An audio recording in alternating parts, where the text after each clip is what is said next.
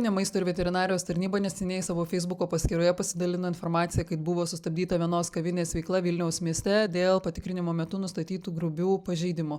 Tai šiame video ir norėčiau padetalizuoti matomus pažeidimus. Svarbu pabrėžti, kad vertinu situaciją tik iš internete pateiktų nuotraukų ir nematau bendros realios situacijos, todėl mano įžvalgos gali būti preliminarios ir atspindėti visos faktinės situacijos. Pirmoje nuotraukoje matome nehigienišką sulūžusią tarą, taip pat nematyti produktų ženklinimo ir atsekamumo informacijos, tai neaišku nei koks produktas, nei kokia jo realizacija, tokie produktai ir tara negali būti laikomi maisto tvarkymo vietoje. Šioje nuotraukoje matome grubų pažeidimą, yra laikomas neaiškios kilmės mėsa, panašu laikoma ant daržovių stelažo, tokia praktika kelia kryžminės taršos riziką, be to mėsa ir be ženklinimo bei atsekamumo informacijos. Tokiais atvejais įprastai yra surašomas sprendimas ir visas šis mėsos kiekis yra utilizuojamas. Sudėvėta grindų danga bei stelažo lentynų danga, ant tokių lentynų negali būti laikomi maisto produktai. Apačioje laikomi neaiškios kilmės indai kartu su sulūžusia tara šalia daržovių, tai tokie indai ir tara įprastai neturėtų būti laikomi maisto tvarkymo vietoje. Nuotraukoje matyti kapitalinio inventoriaus ir patalpų valymo trūkumas,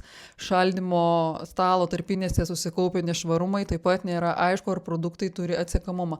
Šioje nuotraukoje taip pat matomas kapitalinio valymo trūkumas, dėl šaldomo stalo paskirties bei faktinės temperatūros pakomentuoti negaliu, nes trūksta duomenų. Matyti atvejais, kai produktai laikomi tiesiogiai ant grindų, nes visi maisto produktai, įskaitant bulves, morkas ir kitas šakniavaisinės daržovės, turi būti laikomi pakelti nuo grindų. Trūksta valymo ir remonto tiek sienoms, tiek grindims. Ši nuotrauka daugeliui sukėlė šypseną, tačiau vertinant maisto saugos požiūriu, matau vienkartinę tarą, kur yra skirta tiesioginiam sąlyčiui su maistu, todėl jau esant tokiam produktui patalpoje negali būti jokių pašalinių daiktų, įskaitant jokių baldų, aptrauktų medžiaga ar ypač čiužiniai su patalinė. Vienkartinė tara turėtų būti laikoma pakelta nuo grindų ir jos vieta turi būti paženklinta vienkartinės taros laikymo vieta. Atsižvelgiant į paviešintas nuotraukas ir matant pažeidimus, manyčiau, kad VMVT priėmė pagrįstą sprendimą stabdyti šios